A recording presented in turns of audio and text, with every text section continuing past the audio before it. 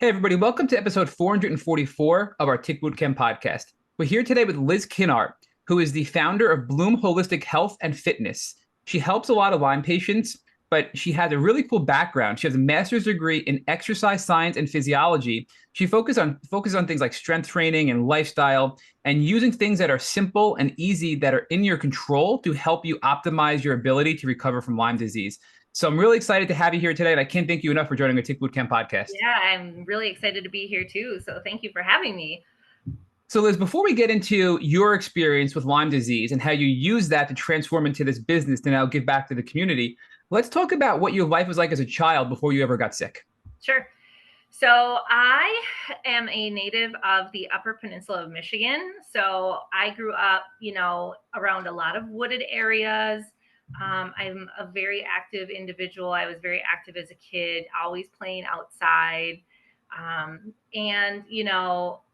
I've always been aware of ticks. I've had ticks on me growing up as a kid and just being exposed to them. I spent a lot of time at camp with my family and hunting and things like that. So again, more exposure there as well. Not really, like I know, like it is now, not very as aware as I am now. So So you knew generally about ticks and their health risks, but you didn't realize how severe it could be or how diverse exactly. the Yep. diseases are that they could spread. Right. Right. I was always aware that they could spread Lyme disease, but it was more so, you know, focused on, pets. I grew up with a dog. We'd always find him on there. So that's where my Lyme knowledge lied at that time. Now, growing up, would you consider yourself a healthy child as a kid? Yes. Yes, for the most part. Yeah. Like I said, I was very active. I grew up playing basketball, playing softball for many, many years, probably from the time that I was 5 until my mid 20s. And then shifting into the college years, I became more of an outdoor enthusiast.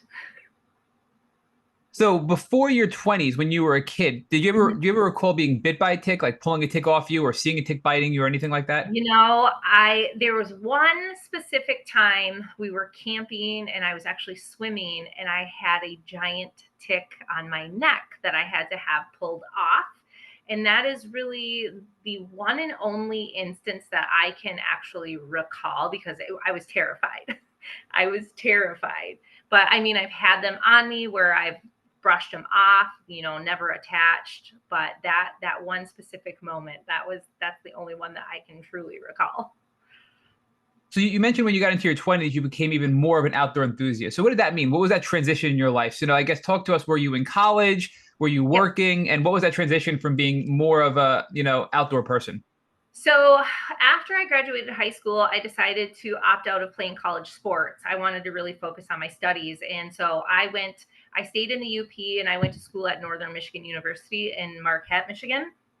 And Marquette is on Lake Superior. So it's a very, very outdoorsy based community, a lot of hiking, a lot of mountain biking. So I started mountain biking in my early 20s. So I spent a lot of time in the trails, on the woods, a lot of hiking. I mean, almost daily. And then, of course, skiing and things like that. So even then, on our hikes and stuff, I would end up having ticks on me. I remember one year really significantly that they were more prevalent. Like the weather was just prime. They were hatching like crazy and just abundant. So you're still pretty healthy. You're, doing all these new things in life. And is this about the time? Are you dating? Is this somebody that, are you transitioning into marriage? Because I think, I'm just foreshadowing a little bit here. So if you can give us Yeah. some background as far as your personal life is concerned. So after actually when I graduated, I was dating while I was in college, but after my undergrad graduation, I took some time off and I worked in cardiac rehab for a few years. And then I actually went back and got my master's degree. And at this time, I was with my current partner now, and I had two children in the midst of getting my graduate degree. So I have two beautiful girls and a very awesome partner, and we're all very outdoor enthusiasts still. Obviously, very careful outdoor enthusiasts. So, yeah, we still enjoy mountain biking. We still enjoy skiing. We still enjoy spending time outside. Now, talk to us about those pregnancies, because Yeah. people who have Lyme oftentimes describe varying experiences when it comes to having Sure. childbirth. So, would you consider them normal experiences? Yes, I'm very grateful and very lucky that I had two fairly normal pregnancies. Not a lot of complications. I was still pretty active throughout all of them. You know, in the early trimesters, I was still mountain biking, obviously being very careful, um, and lifting weights. You know, just trying to make sure that I'm strong enough to give birth and things like that, and it did help me. So yeah, nothing real of concern, I would say. Okay, so now this time of your life, you have two kids, you get married, you're now going into your late 20s. Any other life experiences you want to share? Because I know you didn't really get sick until your 30s. So any other notable Right. events prior to that? So this was a really big like missing link in my journey, and I think we all have these like missing links or these aha moments where you kind of go back and you take inventory of your life, right? And I actually had a very traumatic experience when I was actually in high school, where I lost my best friend to a really tragic accident. And that took that I mean go that was my sophomore year, so 16 years old. And I think that really hung with me until I went into college and never really fully processed it. And then I was in a very toxic relationship throughout college that I was able to leave. And so when I look back at those things, I can see how those could influence kind of, the emotional aspect of my journey. So those I think are the two main events, if you will. So Liz, I'm hearing you had, a couple of traumatic experiences, one when you were Hmm. 16, one when you were in college. So do you believe that you were infected with Lyme and potentially other tick-borne illnesses as a kid and you were managing it, and then you had two severe traumas, and then as life went on, you were just more and more compromised and then became ill in your 30s? Or do you think that you got sick and infected after those traumas? That's a really good question, because even to this day, I will constantly find myself sitting down thinking about that, because I didn't get tested until 2020, or yeah, 2023. And so, you know, and it wasn't showing a recent infection. I had those antibodies. I had a previous exposure. So I'm trying to think of like, man, when would this have happened? And I think back to my childhood. I think back to being in college. I was doing mountain bike races where I'd be in the woods for extended periods of time and not really like thinking about that. And you know, I often wonder if it's from the childhood and those traumatic events kind of sparked that like immune response. But when I was initially diagnosed with rheumatoid arthritis in early 2020, just before the start of the pandemic, like right just before we were like, oh, this is COVID. And I was really sick. I was really sick in January and early February. And I had, the classic flu-like symptoms. Had a fever, I had a cough, I was tired all the time. And, then about 4 weeks, it's like it happened yesterday. About 4 to 6 weeks following that illness, I had a lot of joint pain show up. And it was pretty constant. And that's when I had some testing done. My testing came back normal. They decided to go, I have a family history of rheumatoid arthritis, so that's what they kind of gave me. And so I started on that path of, immunosuppressives. And then really, as I started feeling better, started getting back into my active lifestyle and things like that. I thought my nutrition at the time was pretty healthy. And so I started to get better. And then I'm going to pause you there, Liz. Yeah. Before we go too deep, I just want to give some context. So Sure. Pre-COVID, January 2020, you're 34 years old. You're starting to feel unwell. Prior to that, you had no real illnesses other than, I'm sure, maybe, you get a cold here and there, you get sick and you recover, right? So you're pretty healthy and normal up until that point, right? Yeah. Okay. No other life experiences, notable moments. I mean, you have 2 children, you're a mom, you're working, right? So that's all the normal stuff. Nothing else to talk about before that, right? Well, I guess at the same time of my diagnosis, so I was working for a corporate gym at the time, and our hours were super, really early. I mean, I was getting off at 3:30 in the morning to be to work for 5 a.m.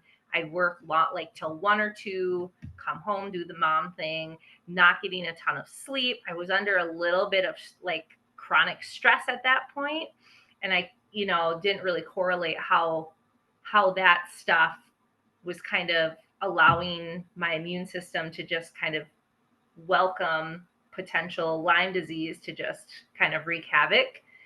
And so as I started to get better, I came off of my medications, and that's when I started having all of these crazy symptoms.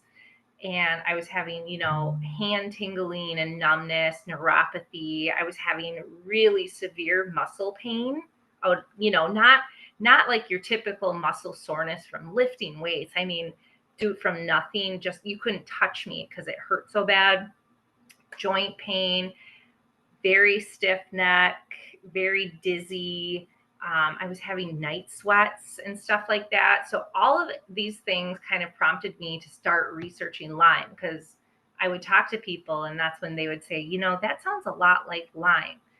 And, I read a lot of those scholarly articles, the similarities between RA and Lyme disease. And it kind of led me towards this path of pursuing, further testing. And it took me 3 years before I finally was able to, say, hey, okay, I need to get tested. And it's so. Liz, how long though? So it was 2020. You got diagnosed with RA. So how long was it from January to your diagnosis of RA? January to, I want to say, end of April. Okay. January to April. Did they do any other testing? Did they test for Lyme or anything else prior to that? Nope, they never even mentioned it. He did ask me, the doctor that I saw, I was telehealth, so it wasn't my actual primary care physician. And they just sent me in for, your typical autoimmune testing and things like that. But everything came back normal. I didn't show any signs of inflammation. They never mentioned Lyme disease. He mentioned, post-viral arthritis.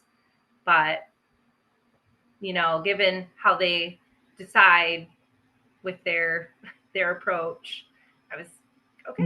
What made you choose to do telehealth versus just going to see your primary care doctor? Was it COVID? Yes. Yeah. Okay. Yeah, it was like right at the height of when everything shut down.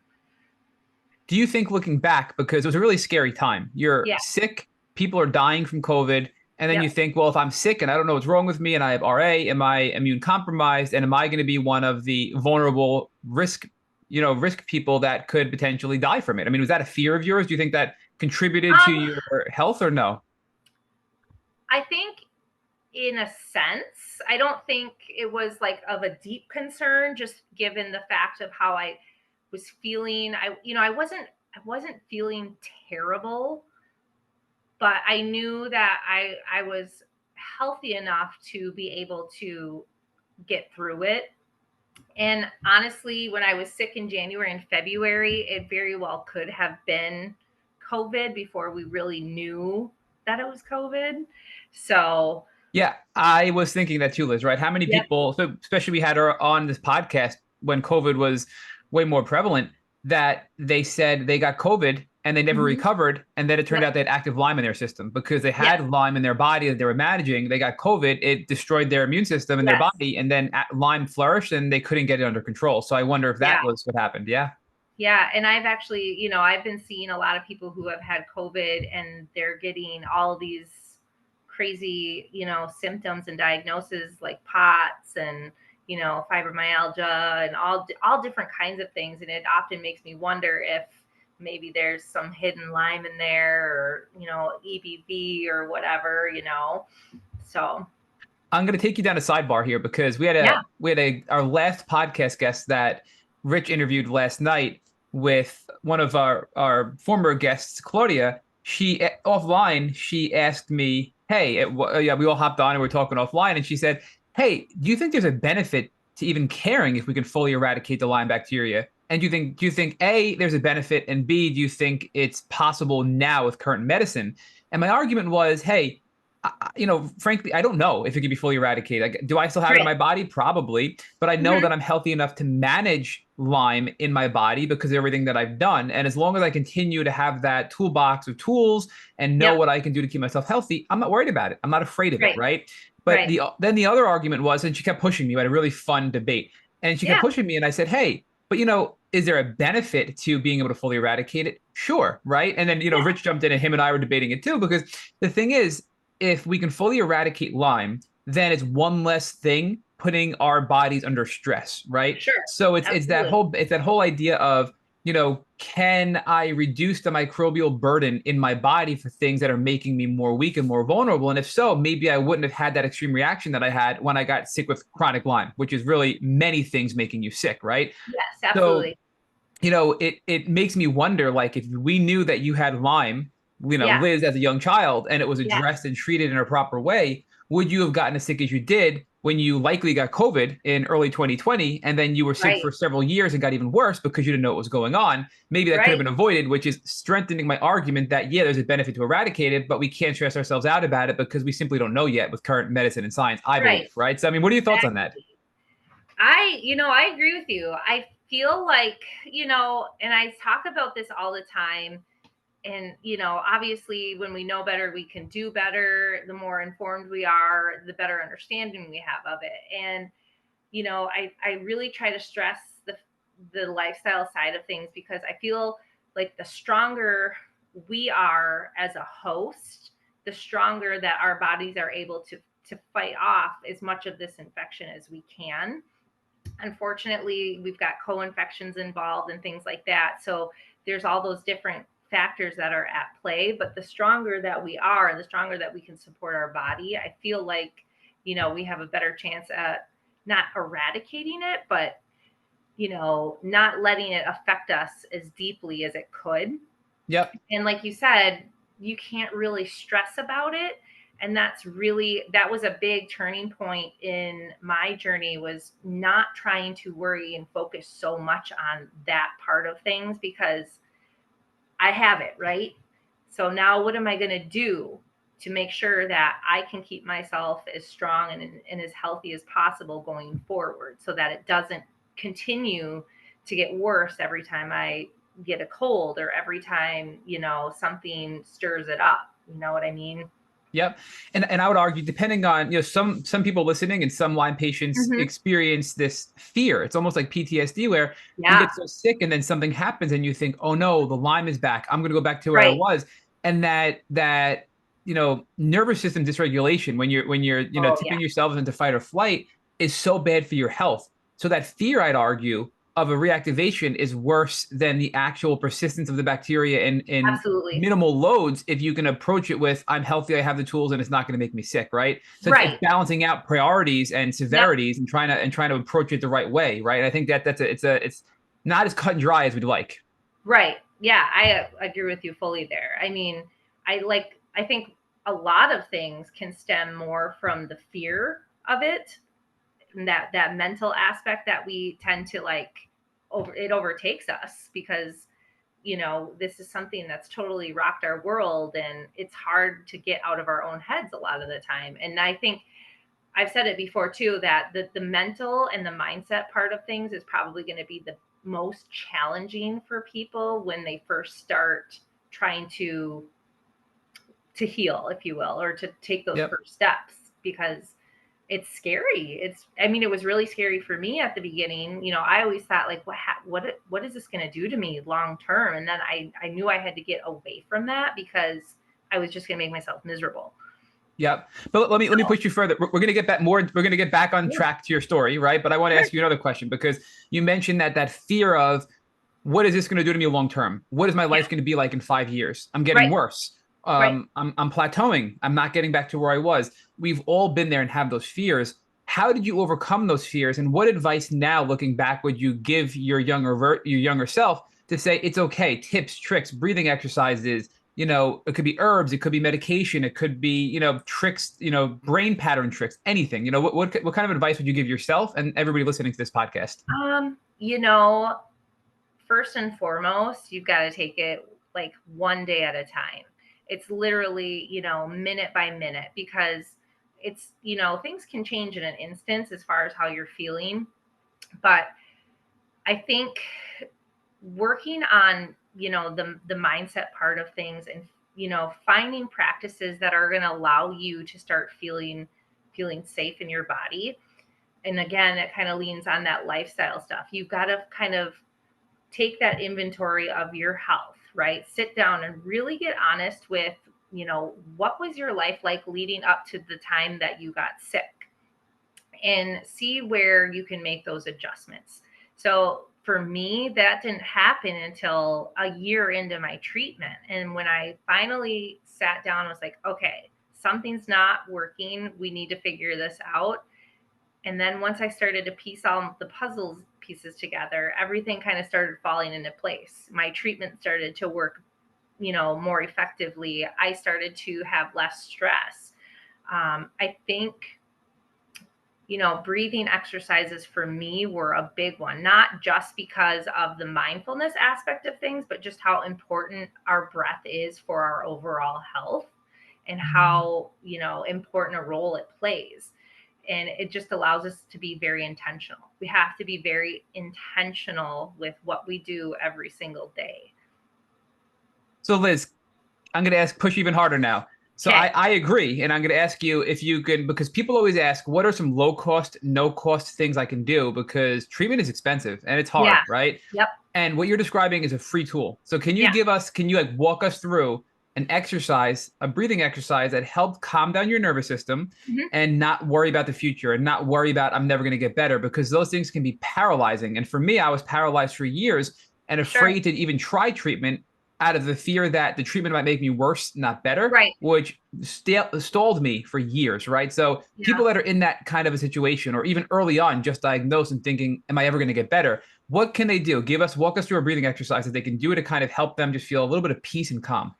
So there's a couple of them that I typically practice. And again, you don't have to practice these every single day, or if that's something you want to do, 2 to 3 minutes tops. The easiest one for me is just a diaphragmatic breathing, right? Where you're just working on a nice controlled breath, belly is going out, chest is filling, and you're exhaling at a nice, slow, controlled pace. That's a super easy one. Another one that I like to lean on, that's especially good for like anxiety, is the 4-7-8, where you're inhaling for 4 seconds, you're going to hold for 7, and then you're exhaling nice and slow for a full 8. And that really helps to just kind of slow everything that's happening inside of you down a little bit and kind of recenter you.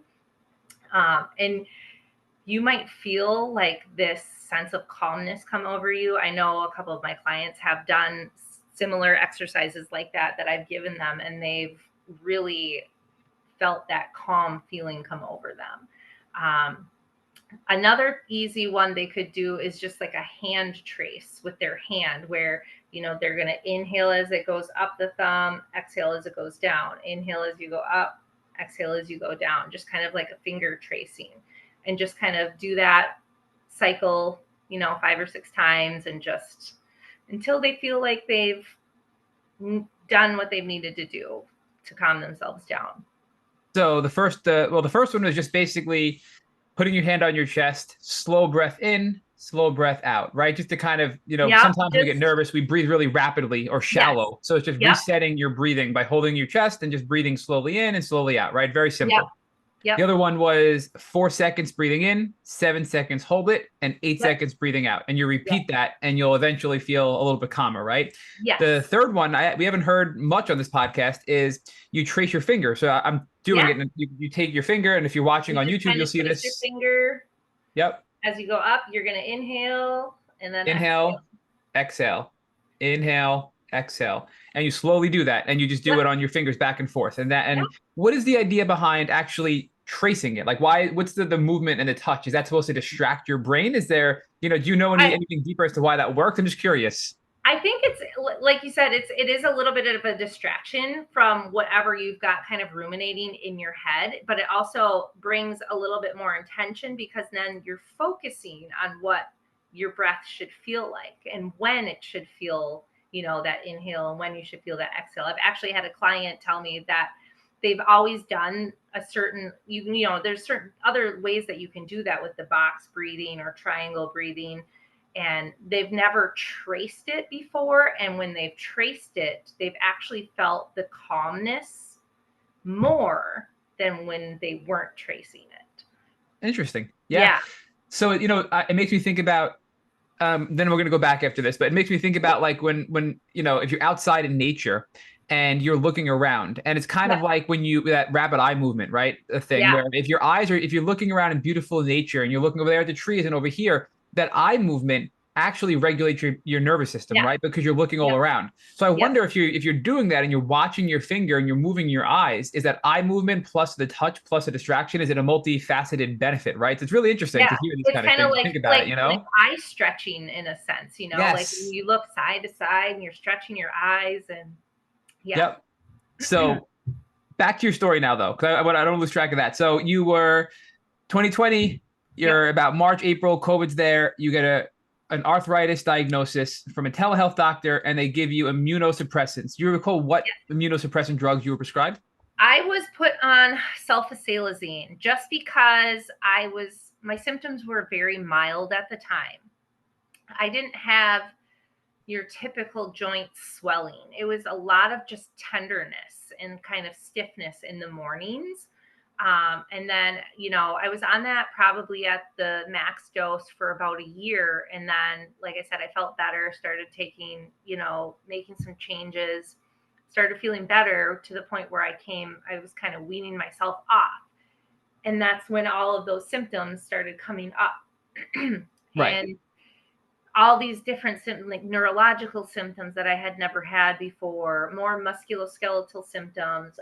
But the one that actually prompted me to go get testing was I had woken up over Christmas break and my knee was swollen. Just no pain. I woke up and I'm like, what the heck? Why is my knee so swollen right now? And I had a Baker cyst that happened to pop out behind it. And then, of course, that prompted me to kind of do some more research and digging. And that is actually very common with Lyme disease. Yeah. And so April 23, it was funny that you asked about any events. My friend who was killed when I was in high school, when I was 16, her mother had just seen a doctor in Wisconsin for Lyme disease because she had just received an ALS diagnosis.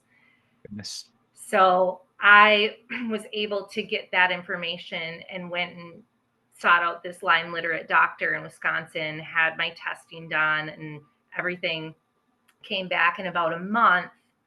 And I was positive for 4 different strains of Lyme disease and Babesia. Well, I'm not surprised about Babesia because you said night sweats, and right away before I was like, Babesia. Yep, exactly. And then I was having some, some sternum pain and some chest pain along with that at that time. And then it was like my jaw, I could not pick my jaw up off the floor because everything just made sense in that moment. And then I was no longer stressed or afraid because I knew what I was dealing with now. And I knew exactly how to go about it. and no other doctors before this. So you did the telehealth, you went off the medication, and then these symptoms came back. And around that time is when your friend who passed, her mother reached out, and you were in touch with her, and she said that she had Lyme after an Yeah. ALS diagnosis. Now, let me ask you: was it a misdiagnosis of ALS, or was it ALS compounded by Lyme? Like, because a lot of discussion about that too with ALS and Yeah. Lyme. Can Lyme mimic ALS? Right? And when I had conversations with her, she unfortunately has passed. She vividly remembered a tick bite back in the 80s when she was younger. And she also went through a bout of cancer, but then COVID, after she had COVID, that's when things really started to take a turn. And, she went to Mayo for some testing, and she did get tested for Lyme, but it came back, I think, what was it? I think her ELISA came back positive, but her Western blot did not. And then she went and had that testing done through the tick-borne clinic, and she had Bartonella, she had multiple strains of Lyme disease. So I think it was an influence. It was influenced by Lyme disease for sure, but it was just, too so far in.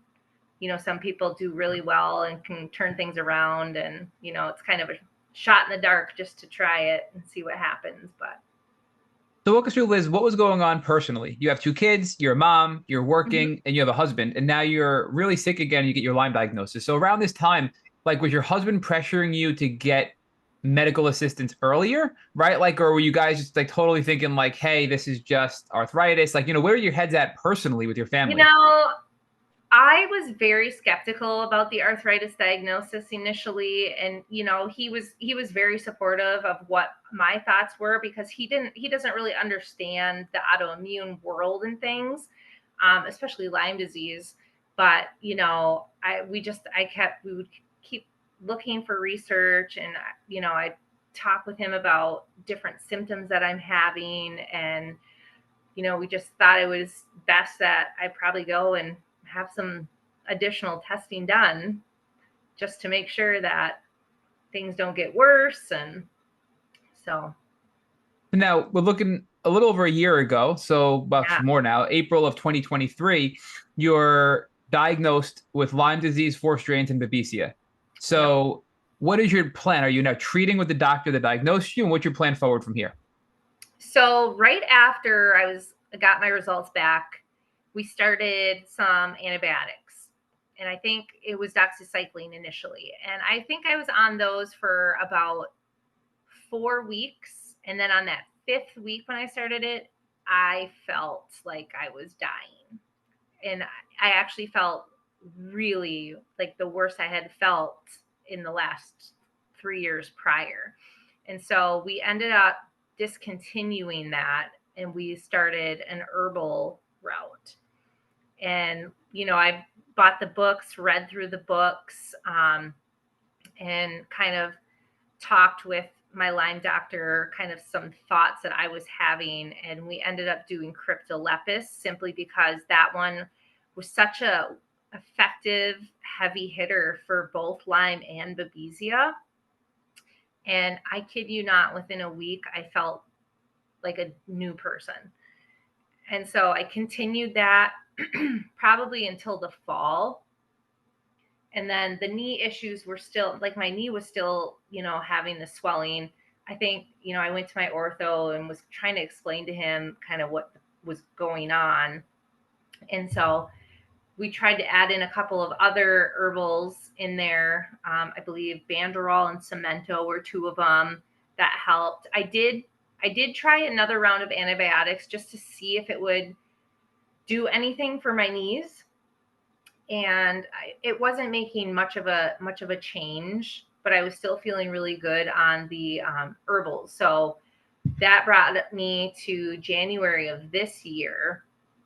And then, unfortunately, well, I shouldn't say unfortunately, but I ended up having surgery on my left knee to remove. So what happened was I just had acquired so much synovitis from the inflammation and the damage that was done. So they went in and cleaned that up, but I did end up tearing my meniscus because of all of that.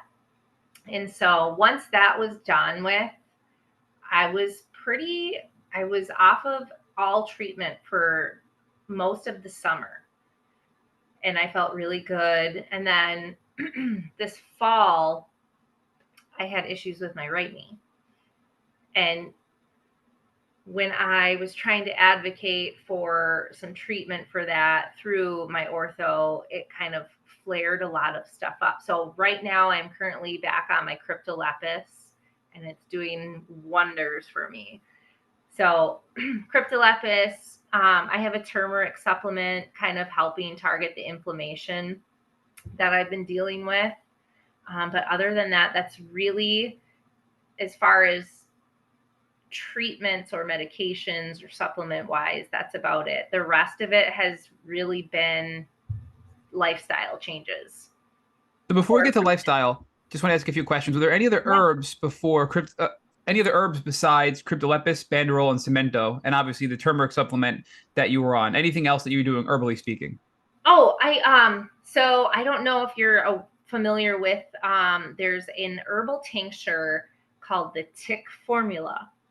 I think Limelight, I believe, is the name of the company that makes it. And it's a combination of a bunch of different herbs. So I think there's like kudzu's in there, cat's claw, Japanese knotwood, teasel.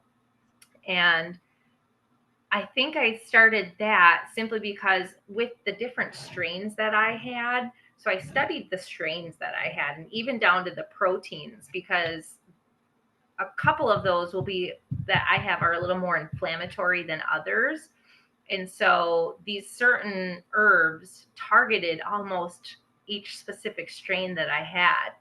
And so that seemed to help quite a bit. And I'll often pulse that in sometimes and just see how my body responds. I love herbal remedies.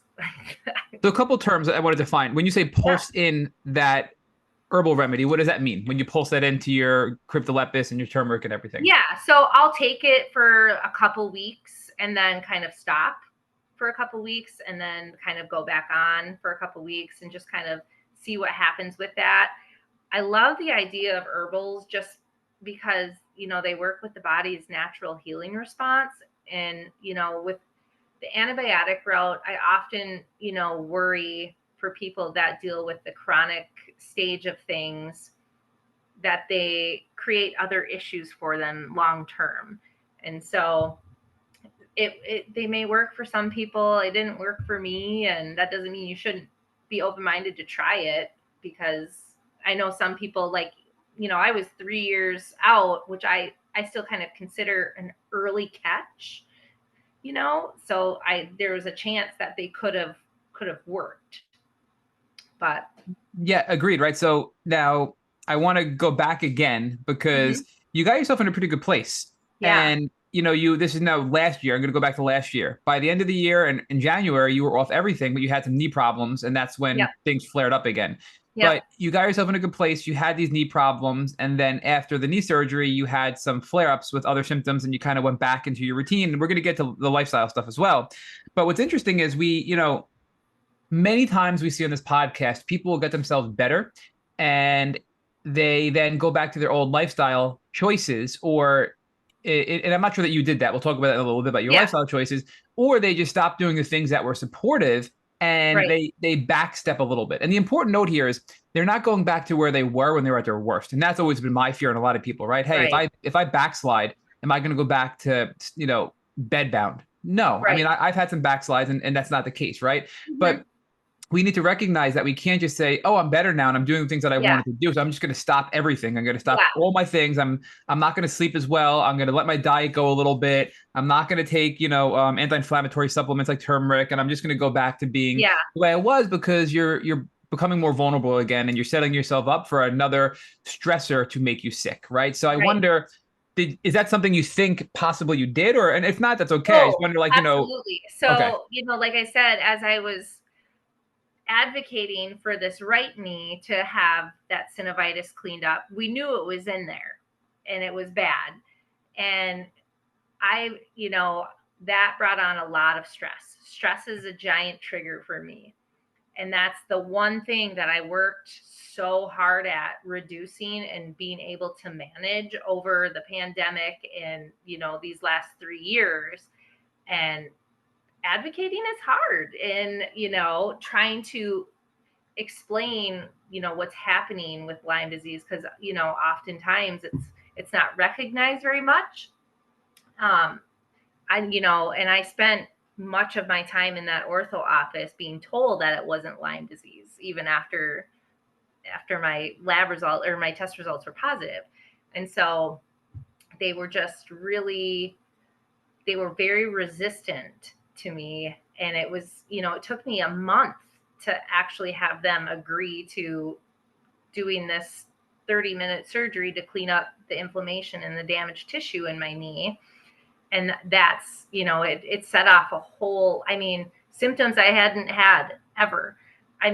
My arms and my shoulders they're better now, but they were on fire for weeks. I couldn't sleep, and I couldn't use my arms. I'm still kind of coming down from it, like I'm working really hard to get back to where I was after having that episode. So for sure.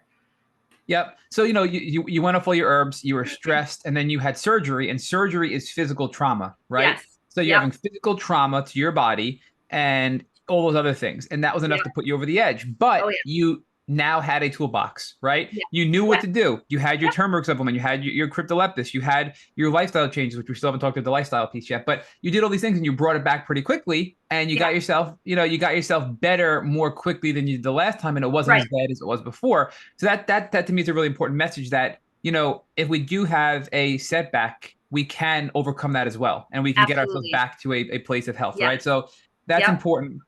But talk to us now. I really want to talk about the lifestyle pieces, right? Because what does that look like for you? Define lifestyle and what you do to maintain a healthy lifestyle. For me specifically, obviously movement, which could be exercise and strength training. Those are my heavy hitters for me. I thrive on movement because it just makes my physical body feel so strong and just very agile, but also my nutrition. And again, nutrition will be different for every individual, but there were some areas where, I thought I was doing well, but there were some adjustments that needed to be made as far as quality, how I was eating, and then the mind body portion of things. So during the pandemic, I actually got a mind body certification because I knew that people were going to be very anxious and probably, depressed with the shutdown of the world, basically. And even myself with this new diagnosis, learning how to manage all these emotions that are associated with it. Your whole life has been kind of turned upside down. And I had a lot of anxiety at that time, but using the tools like the breath work was a big one for me. I did some journaling, I did some meditation, just all of these things to help manage those. And then really working towards my stress levels with that as well. And then just making sure that I'm taking time to also do things that kind of bring me some happiness and some joy. And I'm sure a lot of people can relate that there might be things that they once were able to do that are a little bit harder now, or maybe impossible, or maybe not possible yet. But I found other things to try as far as like skills or hobbies to kind of like fill that void for the time being until I get myself back to a place where I can maybe go back to mountain biking or, things like that. So those were my big ones. And sleep was a huge one. Okay. So, but two questions. So can you give me an example of something that you did that was easy to do despite your physical health challenges that brought you joy? Because I think a lot of people are sitting there thinking, hey, I can't do the things that bring me joy. I've lost my friends. I can't go out. I can't go out to eat because I can't eat anything. I can't go for a long walk. I can't go out in nature. And we need joy in life. So what are some things Yeah. you were able to do to find joy while you're at your worst? So, I was never a reader. And it first started with reading books online. And I got so, just very engaged with reading that I have a whole stack of books over here that are from when I was sick during the pandemic. And I read and I read and I read and I read. And it literally, I've like gained so much knowledge from all of these different, I've got books on autoimmune conditions, books on breathing, and books on Lyme disease, books on strength training, and just really learning. I spent a lot of time learning, which I am not a reader. So that was probably the biggest one for me. And then I'm trying to think what else. Oh my goodness. I think we did a lot of walking, because walking was about, at that time, the most that I could do, because I couldn't run. I had a hard time lifting weights just because I was so fatigued at the time and my joints were on fire. So the walking definitely was a big one as well. So my follow up to that is going to be, you mentioned sleep was really important, and I Oh yeah, agree. If you don't sleep well, you're really setting yourself back in your healing, and you're delaying the healing, even if you're doing everything else right. But yep, so many of us in the Lyme community know insomnia is real. I mean, there's a ton of yeah. memes out there all over our Lyme community that it's impossible to sleep when you have bugs in the brain. It's impossible to sleep when you have nervous system dysregulation. So, what are some tips and tricks you implemented to be able to sleep despite all the challenges we all face? Um, oh my goodness. So this is where that breath work comes into play. So I really tried to create some kind of a consistent bedtime routine. So doing that breath work before bed was a big one to really help my body kind of shift into that parasympathetic state so that I could feel more relaxed. I did also incorporate some herbals that were nervous system focused at trying to calm it down. Do you know what they were? I'm guessing they were It's adaptogens. Do you know what kind? the Oh my goodness, what was it? So the company is the Herb Farm. I don't know if you've heard of Herb Farm, but they have one. I think there's Kava, which is one of them, and then I had one that was nervous system related. I want to say valerian root was in it. And that's the one that it had a combination of a couple of them. And that seemed to help me pretty well. And And that's then, Herb Farm PHARM, yes, correct? So yep, Herb EHR, I'm sorry, HERB PHARM, right? yeah, yeah. Okay. And then because I dealt with a lot of musculoskeletal issues, I would do legs up the wall for like 20 minutes before bed, just to kind of help the circulation. What does And that look then like? Like you're laying in bed and you're like laying, putting your butt well, up against the wall? I would lay on the floor first before I get into bed, and then put my legs up the wall, because what that does is it helps the circulation in your legs just kind of pull back down and out of the feet, because I Hmm. had a lot of swelling in the feet. It's like you're perpendicular, right? You're kind of like a right angle. Like Yeah. your Yep. butt hits the wall and your legs As go close up as and you you're can get. flat. Okay. Yeah. Yep. Got it. And then How because long? of How the long would you do that for? maybe 20 minutes. Would you read a book while you're doing that? Yes. There you go. So That you're that built or this is that your would be routine.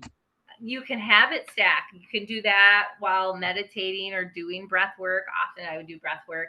And then I would do like a quick little 5 to 10 minute mobility routine, or like some stretching to keep my joints kind of loose and mobile and keep some blood flow going to them so that they weren't quite as stiff. And that seemed to really help me get some solid hours of sleep. And it was nice being shut down during the pandemic, because I didn't have to wake up and be anywhere at any specific time. So I'm kind of thankful for that, because I had a lot of time to catch up on some sleep that I was not getting while working at that corporate gym job. So So my next question for you is going to be about movement and exercise yeah, because, I shared with you, I think offline yep, that, I was an avid runner before I got sick and then it took me quite a while. And now thankfully I'm able to be running again and doing a lot of the things to maintain a healthy lifestyle. But I often wonder what's the balance, right? Because I look back before I got sick and I think I overused exercise, specifically running, as an sure. outlet for stress in an unhealthy Yeah, manner, right? yeah, So what I mean is I had a really rough day, whether it be personal, professional, whatever. And I would just go and I'd run hard and that dopamine hit, the brain yep, happiness hit would be so wonderful and all my yeah, problems would go away. But then the yep, next day I would crave that. It became an yeah, addiction and it was a normal yeah, good day. And then I'd push myself hard. And then I needed that every day to sustain that level of happiness. And I think I overexerted my body, which sure. can be immune compromising, right? I mean, I was running aggressively and also I had a really unhealthy lifestyle back then as well. But I think overexercising was an outlet for happiness, but also, weakening my body too, if that makes sense. Yep. But do you think Yeah, that's real? absolutely. I think it's very real. I Okay. think you can definitely overdo it with certain types of exercise, especially cardio. And, they always say, oh, the gym is my therapy or exercise is my therapy, but it's really therapy is therapy, right? If you don't know how to manage your stress levels outside of exercise and things like that, they're still going to be there. But like you said, it can become this addictive personality. And it turns into, like you said, that over exercising every single day at such high intensities or long durations and things like that, where your body is basically kind of wearing down. And then if you factor in like how well is your body able to function like that, like how long can it function like that, especially if your nutrition isn't quite there, if the rest of your lifestyle isn't where your exercise should be. You know what I mean? There's no you've got up and down. You've got to make sure it's kind of balanced out. So you could be exercising a ton but still eating like crap or not sleeping and things like that. So there's all these cofactors that we often don't think about when we're doing that exercise portion of things. Yeah, like I would eat literally only carbs, bread, Yeah. carbs, sugar. I mean, it was super unhealthy, right? Before I got Yeah. sick. But I was thin because I exercised all the time, right? And it was one of those Yeah. things. It was such an unhealthy way of thinking about life, but I just Yep. never really knew any better, frankly. So now you know better. Yep. High protein. You have to eat. There's a lot of things that I've had to adjust once I got sick to realize how I have to live a healthier lifestyle. But one of the things, I guess, a couple of follow-up questions. What do you think is a normal amount of time for cardio, right? So, like, is a good amount and what's an excessive amount of exercise, right? So, the standard recommendation for weekly exercise, I believe, is 150 minutes per week, right? As far as strength training goes, they recommend 2 to 3 times a week. Again, it's going to be really dependent on the individual and like what their overall goals are. But if we're kind of talking Lyme disease specifically, again, that's going to really come down to the individual and their situation. Generally, with cardio in a Lyme disease aspect, that's the one where you want to be super careful with, just because, especially with the central nervous system, because cardio can actually tax that nervous system more, even if you feel pretty well healed. Generally, I like to look towards the strength training aspect of things because it's a little more low impact. But at a certain point, when you add that cardio in, if you can get 2 days a week in that zone 2 cardio, well, actually not zone 2, but you could do zone 2 a couple days a week. But at some point, you're going to want to work up towards doing, a couple times of that higher intensity cardio throughout the week, 2 to 3 times a week. But again, like you said, it's going to take time to build up to that aerobic capacity. Yeah, and I think an important message here is slow and steady is the answer, right? And once Yep. you get there, I think it's also important because the more I'm able to do, the more I realize I have to put effort into my nervous system because Yeah. I may feel great, but Yep. then, I ran this morning, right? I'll give an example. I ran before work this morning. did like a 40-minute run at the gym, went to work, had a wonderful day, but then I catch myself being overstimulated in a way Sure. that I wouldn't have been if I didn't do a 40-minute run, right? So Right. then I have to purposely be mindful to try to balance that. So I think, and I've read about this in a lot of forums over the past few weeks, and especially social media, where you have to kind of balance. Maybe you're doing yoga, gentle stretching, Yep. deep breathing exercises, and you're alternating that in with some cardio, so you're balancing out, Hmm. some good, nervous system exercise with then, cardio, which can kind of stimulate the nervous system in a way that maybe we don't want, right? So, Right. I think that's something that's wise as well. Yeah. Yep. For sure.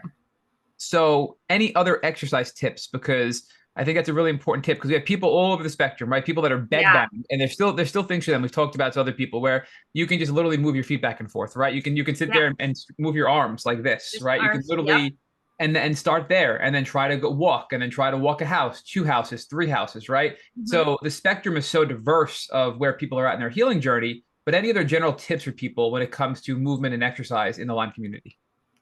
So you really, this is one thing I do with my clients is, before you are going to partake in exercise or strength training or any type of movement, you always want to ask, how is my body feeling?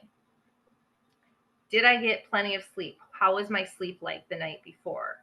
Do I have enough energy to carry out the workout or the movements that I'm going to be doing? Have I properly fueled myself? Because all of these things are going to matter. Am I under, any kind of stress that I normally wouldn't be under? And these aren't to say you shouldn't exercise if you haven't done those. It's just more of like bringing that awareness to the surface so that if you do the movement, you know how to go about it. So in that sense, I always like to be intentional with my movements. So slowing the movements down where you can actually connect the mind to the movement, the breath to the movement, and doing it in a fashion that it's not going to overtax that body. What does And that then mean? Bring the mind to the movement. I don't really follow that. What does that mean? so you're really focused on what the movement should feel like. So let's say you're doing a squat. Instead of just like going through the motion really quickly, by slowing it down, you actually have to engage which muscles are working, how your breathing should be with that movement. And that just I feel is more beneficial in the Got long it. run, you know. And that way, you don't lose form, you don't run that risk of injury, which is a big one for people when they're jumping right back into strength training for one. um, but making sure you're taking adequate rest. You can do that between each movement, you can do that between each set and round. I think the rest period is very important. And especially when it comes to Lyme disease, that rest period can be as long or as short as you need it to be. The fact of the matter is you're moving, right? So that, and then, knowing when enough has been enough. You know what I mean? You got to find that kind of sweet spot. So if you're somebody that's just starting out, maybe that looks like a 2-minute walk on the treadmill, or maybe that looks like one set of 10 squats. And it's again very dependent on that individual. But doing too much, you run that risk of exacerbating symptoms. But then you might feel like you've done too little if you don't feel like you've worked out, which isn't a bad thing.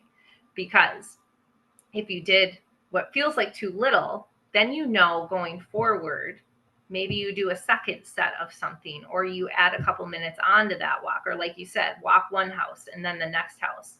And each time it's that progressive overload, right? You're learning how your body, how much you can push your body without, exacerbating anything or running the risk of overstressing it, overtaxing it. So there's so many different things you can do. So I want to circle back to your personal journey, because Mhm. I was a few follow-up questions. Have there been any other doctors you treated with besides the one that diagnosed you with Lyme, or has that been your primary doctor since, aside from, your knee doctor and doctors like that? Yep, she's been my primary one that I've worked with since April, and she's been amazing. She's been to all the ILADS conferences. She was just there at the last one, and Can you share her so name? her name's Ashley Johnson.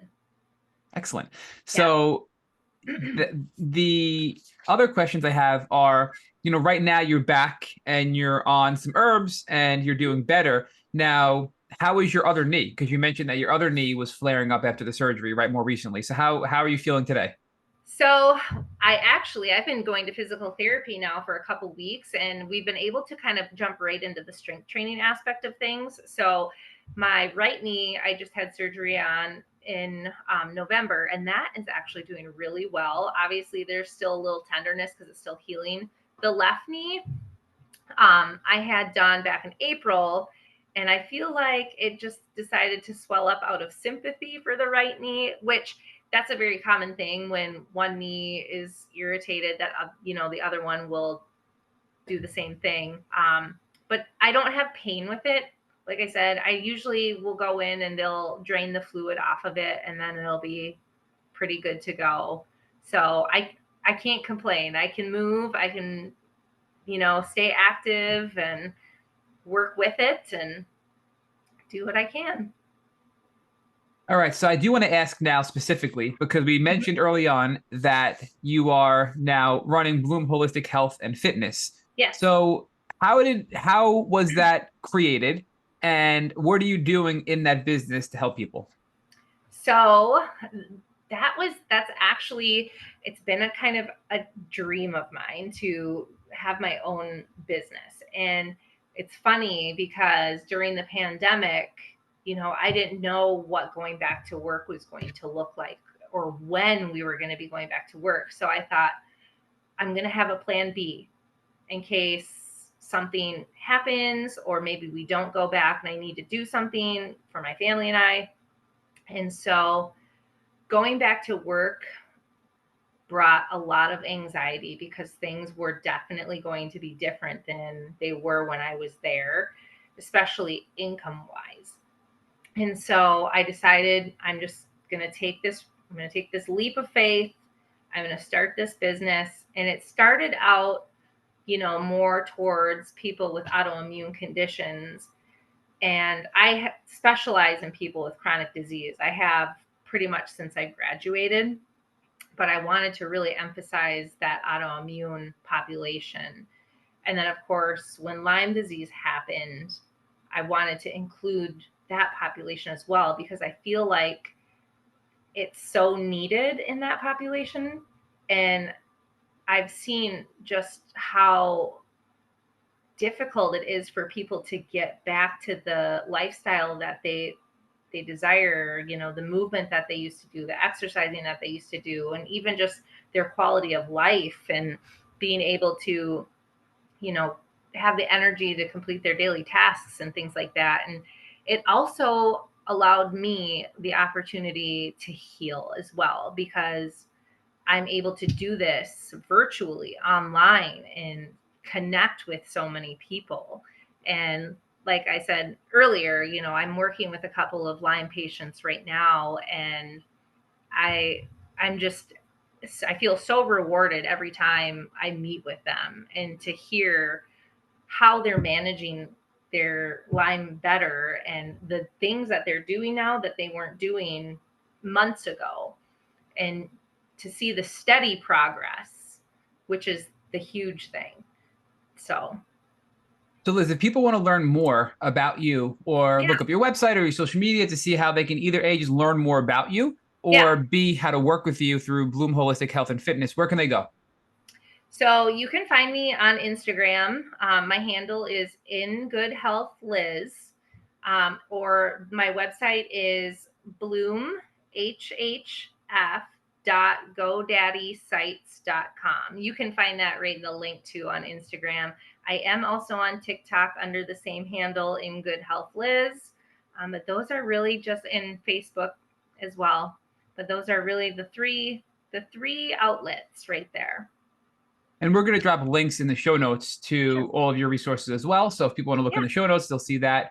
Now, my final question before we end this super informative podcast would be if, and I'm gonna go do a throwback. We generally, people listen to this podcast know that we used to ask this question and we pivoted, but for some reason I'm feeling like I want to ask you this one.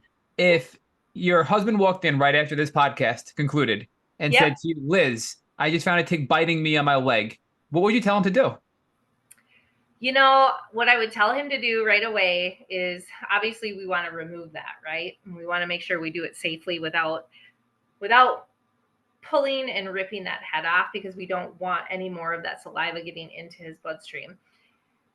There are a number of herbs that you can use to kind of pull any of that saliva out. I have a tick bag actually where I have a mixture of bentonite clay that you can mix with water and put right on that bite, and that will kind of draw whatever out. So this is if you have it immediately, right?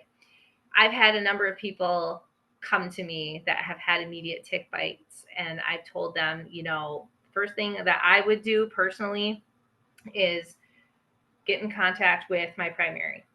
Let them know, here, save that tick, show them that you have it.